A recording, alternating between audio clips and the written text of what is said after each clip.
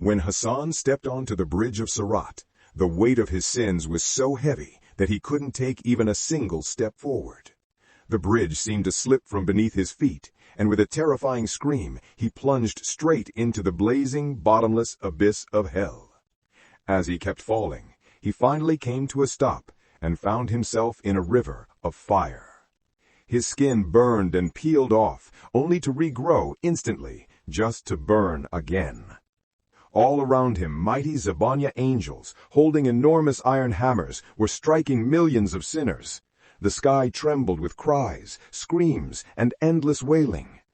Hasan recognized his old friends, those with whom he would sit in idle gatherings, skipping prayer even when the call to prayer echoed through the air. Now they were blaming each other, cursing each other in regret.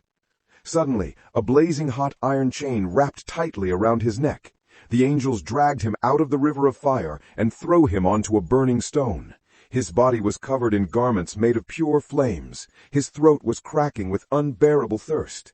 The angels thundered, "Drink!" But into his mouth they poured boiling water mixed with pus and blood. It melted everything inside his stomach. Then came molten lava. In the middle of this unbearable torture, Hasan suddenly saw the loving face of his father, who would call him during the adhan. "Come, my son, it's time for prayer." He remembered his mother's tearful eyes, pleading, "Leave bad company, my son." Now he understood. Those words were his greatest treasure. Regret burned him more fiercely than the fire itself. He cried out, "O Allah, send me back just once more. I will never sin again. I will worship only you." At that moment, by Allah's command, a veil was lifted. The people of hell were shown the breathtaking beauty of paradise. Hasan saw the poor man he once mocked as beggar, sitting on a golden throne in a garden of Jannah, served by heavenly attendants. The sight pierced his heart like a blade.